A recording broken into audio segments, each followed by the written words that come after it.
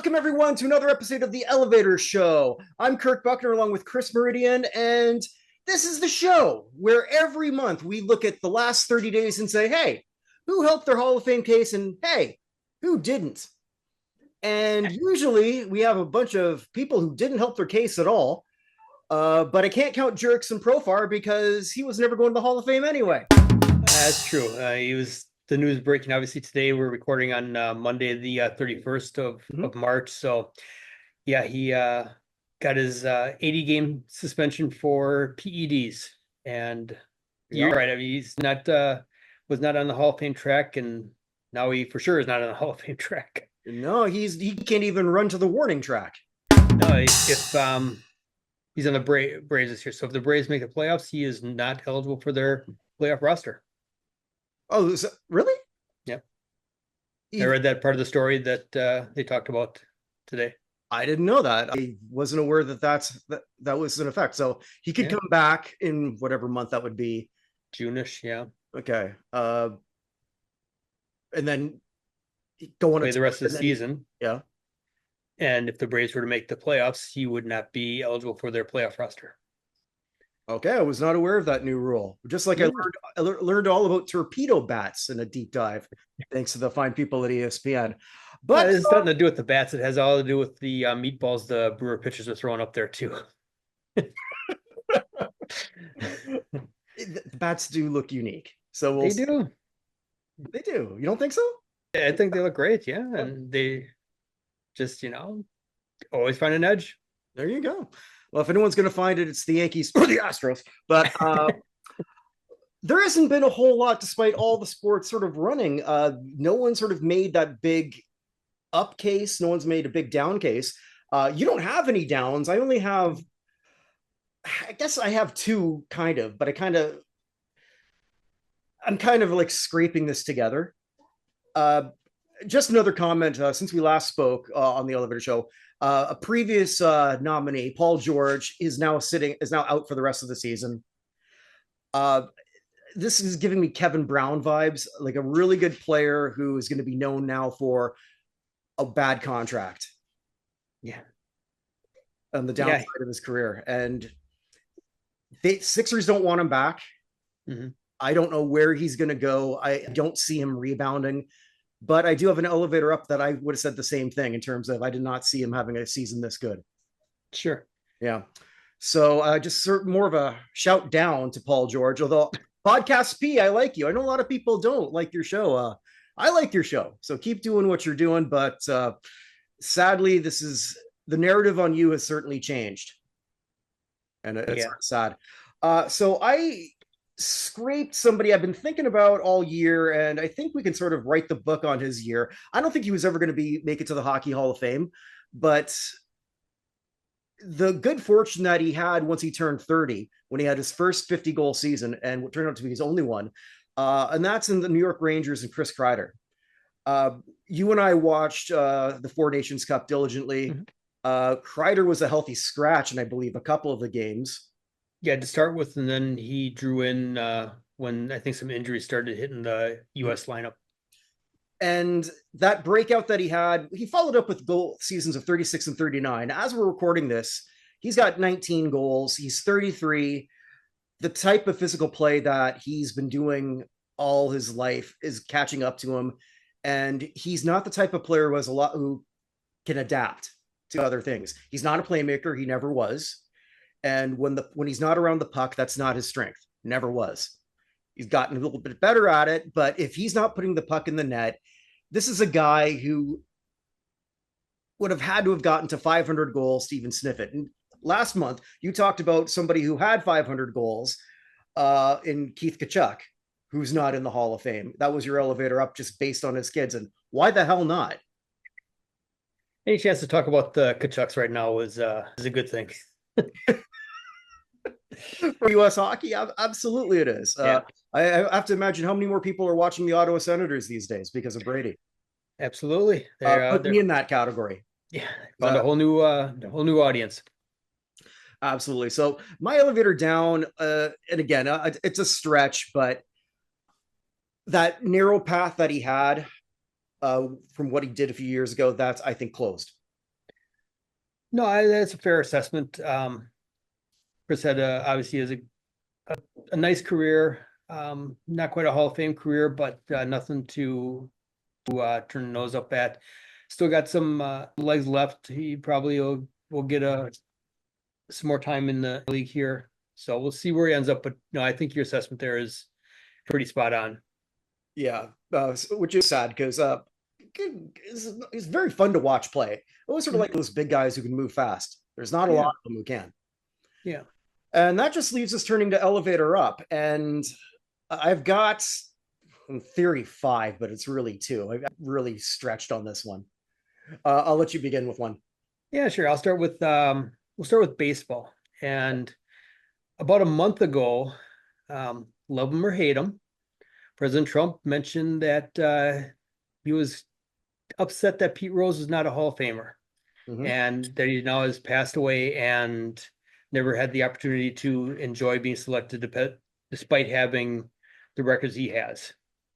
And shortly after President Trump made that post on his Truth Social account, he got a story saying that Rob Manfred of Major League Baseball was going to reconsider Pete Rose being on the permanently ineligible list.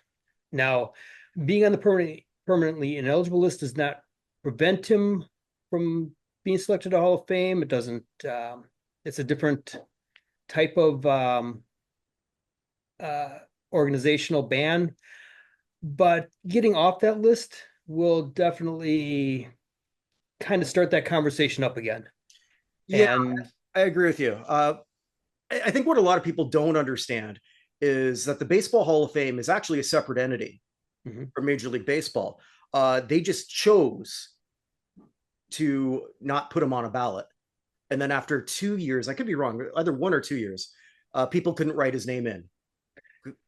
Right, because after I think his first couple of years that he was eligible, there was some of the Hall of Fame selectors, voters that were writing him in, Mhm. and yeah, the Hall of Fame was the one that their organization is the one that said that you can't do that. So, like I said, I'm kind of on board with, you know, let's be done with it, put him in. People want to see the history of baseball. They want to see the P Rose exhibit. Um, time has passed. He's passed. Yeah. And to get it, get this back in the zeitgeist to be talked about here, it'll help. It shouldn't hurt, although you don't necessarily know the politics of the people behind the Baseball Hall of Fame. This could actually be an elevator down. So I don't know how they think in terms of this, or in terms of their politics and really the decision makers for that. Uh, and even then, so let's say he gets on the ballot, he still has to now get through a veterans committee, which is a lot harder for Pete Rose than if it was on the writers, who I think of mostly are I don't want to say cool with it, but a little bit more forgiving than his peers. Yeah, that's a great point. The selection would be obviously be a different path than like somebody who was first time eligible coming up through the modern era selection process. So Mhm. it's by no means any kind of for sure type thing here, even that he gets the opportunity to be considered, but just the fact that it's being talked about again, I view that as positive and just a good thing. And like I said, we lost Pete last year. Um, Wouldn't that be funny he if he put a prop bet on for himself in like 2028 and his son collects somehow? that would be the ultimate Pete Rose win. Well, he was in Vegas all that time, so yeah, He why was, not? yeah. But Yeah. regardless of whether Major League Baseball, Baseball Hall of Fame decides to put him on the ballot, he is on the ballot for the United States Athletics Hall of Fame, which will be Mhm. coming up here We're just waiting. soon. Yeah, we're waiting on some more votes. We've got 21 in so far. And for what we're talking about, that's the United States Athletics Hall of Fame, www.vusahof.com. And that is the open vote where all of you get to decide who you think is the greatest American athletes ever. We have a blue ribbon committee that are helping decide the nominees to replace the 25 who got in last year. So, as much as I'd like to say I'm the co founder of it, I don't have any, I only have 1/21st of a sway. As at this moment, there might be a few more people coming in, so my impact might be dropping. Mhm. Yours too, for that matter, Chris. So, Yeah, but to be yeah. clear though, Pete Rose will be on the ballot because he Mhm. was previously on the ballot. I think he was 26th this past year. He came very, very close. Yeah. Yep. So he will be there eligible for the world to select. Yes. Yes. So yeah, check that out very soon. I'm hoping that the next 3 to 4 weeks that's going to be up, and we'll be promoting a lot of that. I might even do TikTok. Ooh. All right. Well, And I'm not looking forward to it. I've got one. He's not really an up, but he's more because he's already going to go in the Hall of Fame first ballot.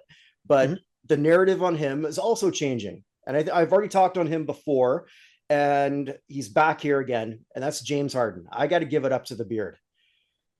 When it was just James Harden left in the Clippers, Mhm. I don't think a lot of us thought, okay, the Clippers are going to the playoffs and the Sixers are not.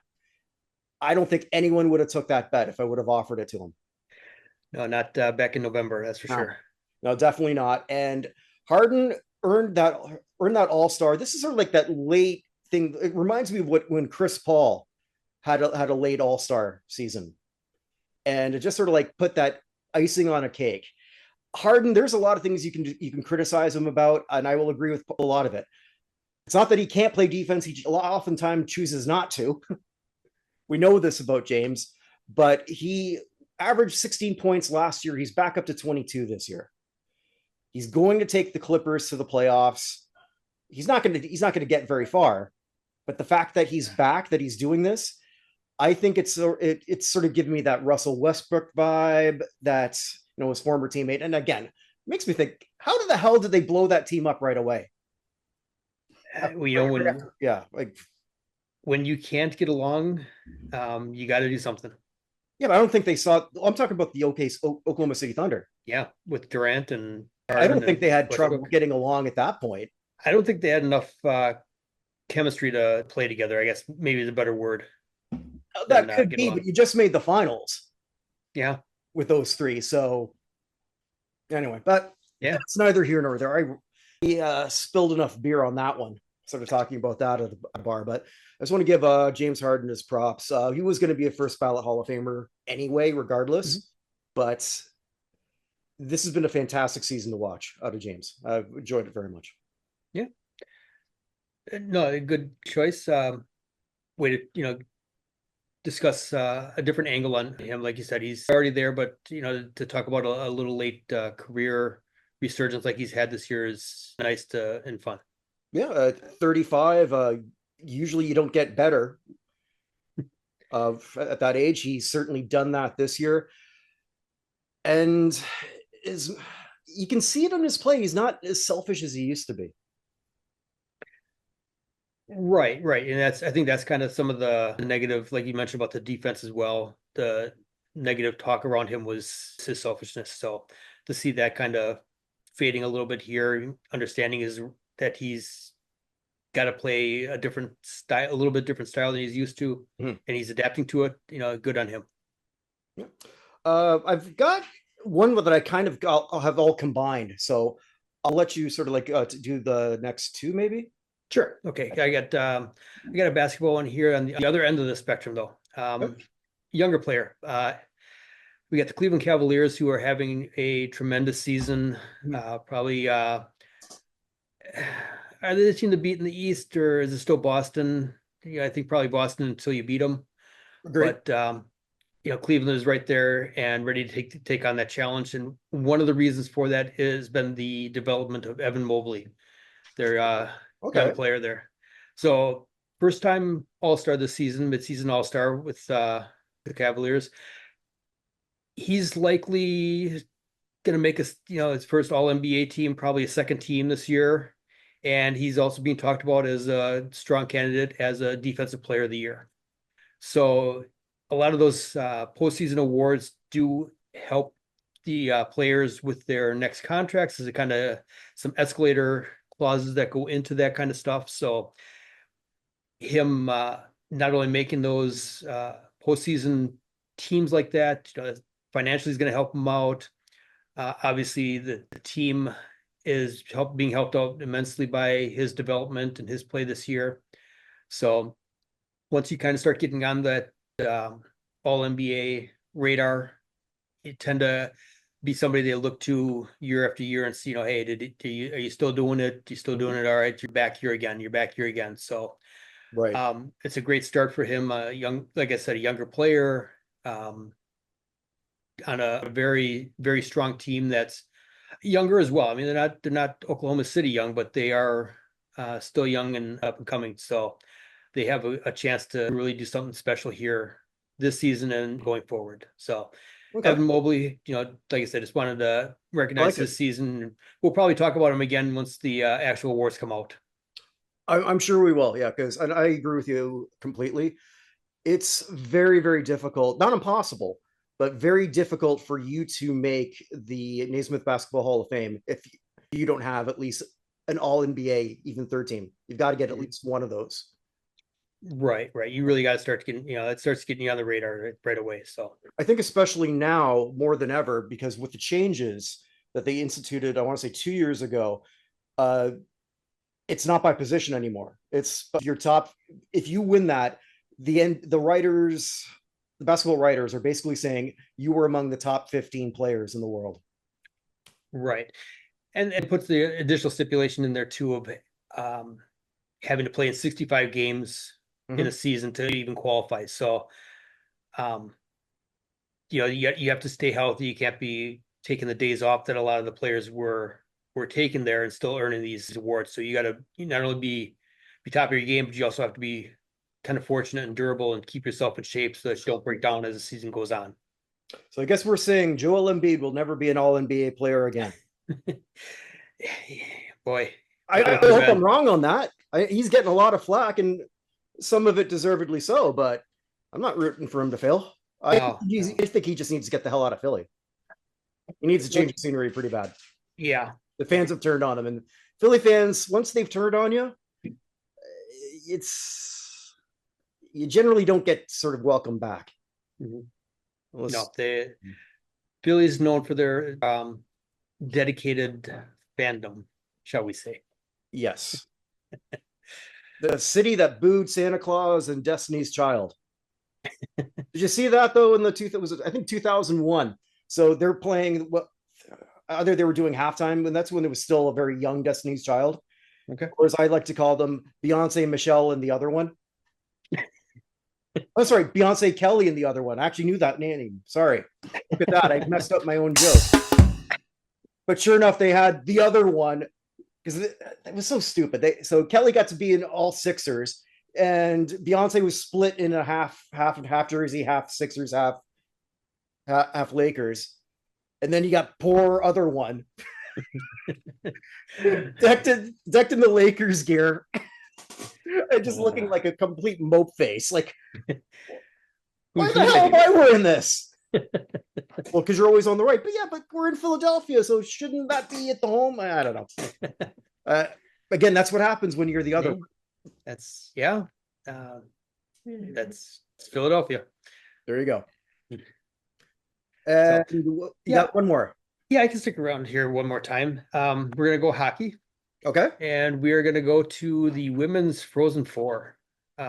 Obviously. Okay, I haven't been paying attention to that. So all right. So obviously, I'm up here in the great state of Wisconsin, and we have our Badgers women's team as the national champions.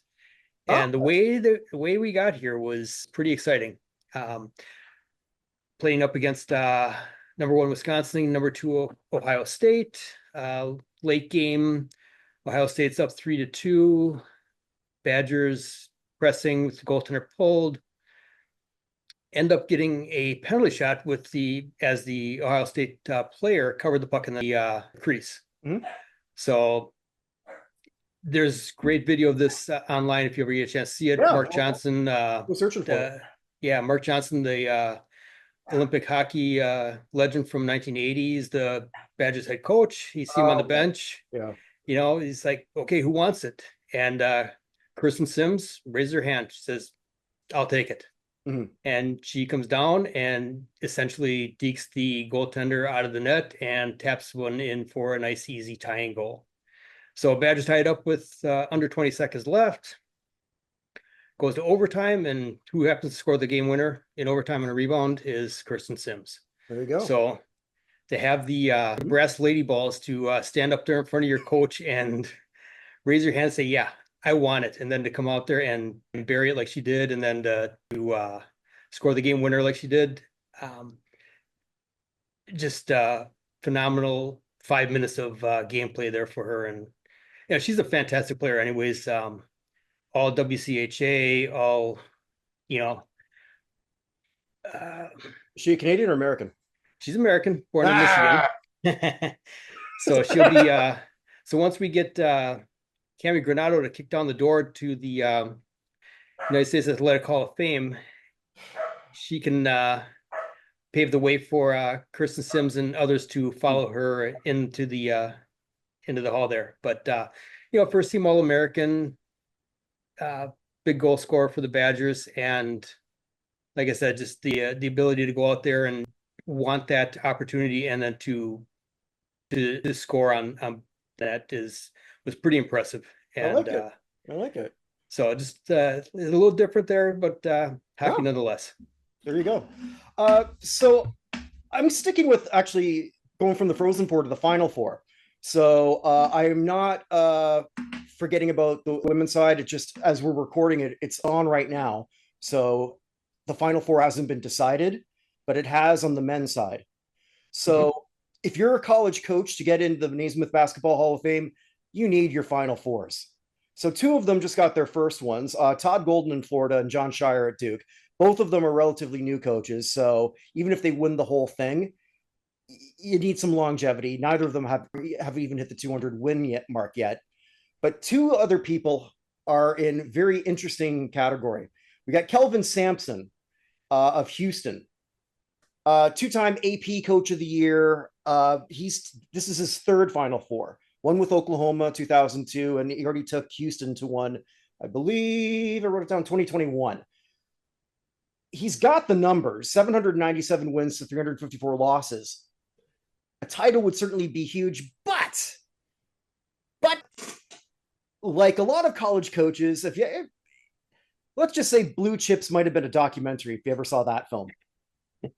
The bio on Sampson, his NCAA violations are almost as big as his accomplishments.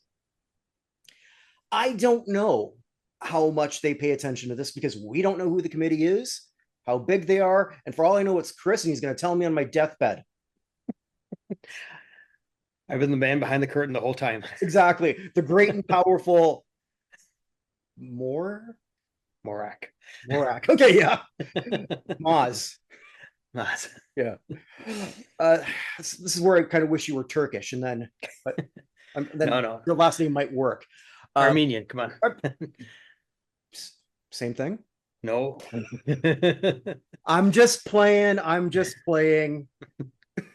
I know it's not the same thing. I learned quite a bit actually about that when I was in Jerusalem, of all places. Believe it or not, the Armenian section. But that's neither here nor there. So it's Sampson wins a championship, and let's be blunt. There's piles of college coaches who, when they were inducted, we kind of knew what was up in terms of recruiting violations. But now with NIL, is it as big a deal anymore?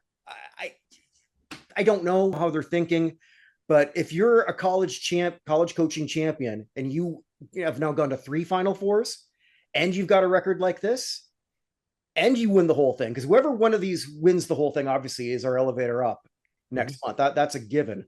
But Sampson might need it the most based on his track record, if that's how they look. And the same for Bruce Pearl at Auburn. 706 and 267, also has been to the Final Four. This is his second one. But again, he has that series of recruiting violations. So both Sampson and Pearl both had that series of time where, okay, you're just going to be a consultant, and maybe we're not going to have you as a coach. And then eventually you let some time pass, and then a major program is going to bring you back. And that happened to both of these men.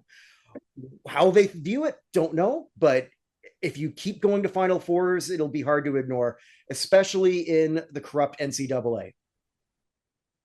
Well, that's a great point. I know Bruce Pearl early on coaching career was at University of Wisconsin-Milwaukee, which is a Horizon League, so not one of the majors, but they tended to Solid league. What's that? Solid basketball league. Oh yeah.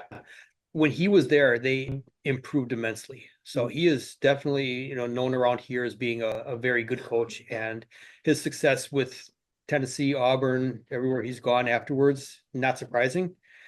Keeping his nose clean, that's the tough part. And it's just not getting caught. Yeah. Yeah. But you're right. I mean, we're just a couple years into the NIL now. No idea how that's going to be looked upon. If they're going to hold people to different standards from different time frames, it'll be interesting to watch and find out. But personally, would like to see Bruce Pearl get the W there with his ties to local ties here. But it'd be fun to watch either way. And like you said, whoever does end up coming out on top, definitely an elevator up. And look at that. This show has come to a very abrupt and quick close. This was probably the fastest one we've done since we've started this, which is crazy considering how many sports are going on. But I'm sure with the Final Four concluding, the next time we do the show, another month of baseball, we're going to see maybe who might be done in terms of their career. I can't believe Tim Anderson's still playing. That's blows my mind. My God. Could have 6 more goals by a certain Washington player. Yeah. Well, I mean, obviously, I could talk about Ovechkin. I think I suggested a show one time where we have to, because I've been to quite a few sporting events, but not that many, not like our friend Ron. It was probably, if I were to come up with my top 10 players that I've ever seen live, he could do 100. Sure. And just, especially with all the college hockey that he's done and just seeing all these people before and whatnot. But I did get a chance to see Ovechkin play in his much younger days, with the Capitals. Unlike when I finally saw Michael Jordan play, and he was a wizard. Yeah. But it still counts. But yeah, we'll have to look at that one day. So with that, we bring this to a close. Wherever you are, wherever you may be, make today count. And after you're done this, check out www.theusahof.com. Maybe not right now, but in a few weeks, because we're going to be hammering that. You are going to vote. You're going to help make the third class. And check out everything we do at notinhalloffame.com. We're really proud of that. Thank you. Good night.